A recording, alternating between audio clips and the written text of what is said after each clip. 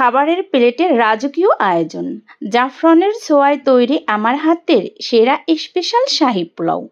ঘরোয়া পরিবেশে শাহী স্বাদ আর জাফরানের রঙে রাঙানো পোলাওর সুগন্ধে পুরো ঘরটাই যেন মৌ মৌ করছে। আজ আমি রান্না করব শাহী পোলাও। আসসালামু আলাইকুম, নতুন আরও একটি রেসিপি নিয়ে চলে এসেছি। আজ এই শাহী পোলাওটা রান্না করার জন্য এই তো চলে আসলাম। ফার্স্টে পাতিলটা বসিয়ে দিলাম। পাতিলের মধ্যে তেলটা দিয়ে এখানে দারচিনি, এলাচ, তেজপাতা অ্যাড করে দিয়ে দিলাম পেঁয়াজ কুচি। পেঁয়াজ আর মশলাটাকে সুন্দর করে একটু ভেজে নিয়েছি তেলের সাথে। এরপর কিছু আস্ত কাঁচামরিচ ছেড়ে দিলাম। এরপর দিয়ে দিলাম স্বাদ মতো লবণ। লবণটা দিয়ে এখানে আমি চালটাকে ভালো করে ধুয়ে পরিষ্কার করে ঝরা করে রেখে দিয়েছিলাম। এখন যখনই এই তো পেঁয়াজটা ভাজা শেষ হলো, এখানে আমি কিন্তু চালটা অ্যাড করে দিলাম।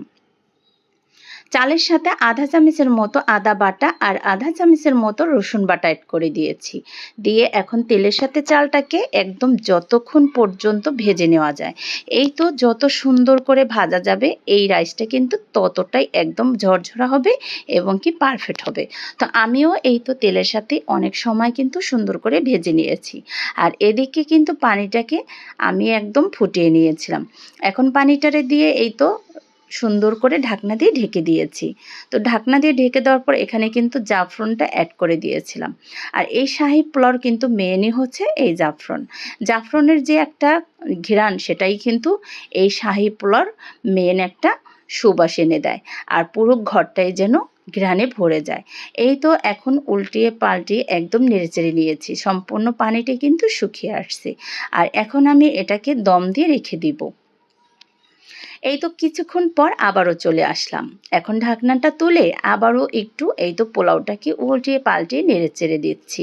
মাশাআল্লাহ, প্রত্যেকটা রাইস কিন্তু সুন্দর মতো ফুটে উঠছে আর একদমই কিন্তু ঝরঝরা হয়েছিল। তো এই রান্নাটা কিন্তু একদম পারফেক্টভাবে করতে হলে 1 কেজি চালের সাথে একদম ডাবল পানিটা অ্যাড করতে হবে। তাহলে কিন্তু রাইসটা একদম পারফেক্টভাবে ফুটে ওঠে এবং কি ঝরঝরা হয়। আর এদিকে আমি একটি এই তো কালার অ্যাড করব। এখানে কিন্তু ফুড কালার নিয়েছিলাম, দুধের সাথে একটু মিক্স করে দিয়েছি। জাল করা দুধের সাথে একদম কুসুম গরম থাকা অবস্থায় আমি এখানে ফুড কালারটা দিয়ে এই তো দিয়ে দিলাম। সাথে এখানে 4 থেকে 5 চামচের মতো ঘি অ্যাড করে দিয়েছি।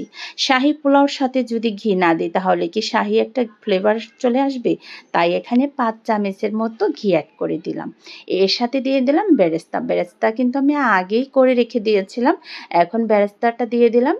এই তো ঘি আর বেরেস্তা ফুড কালারটা দিয়ে একদম সম্পূর্ণ লেয়ারগুলো আমার দেওয়া শেষ।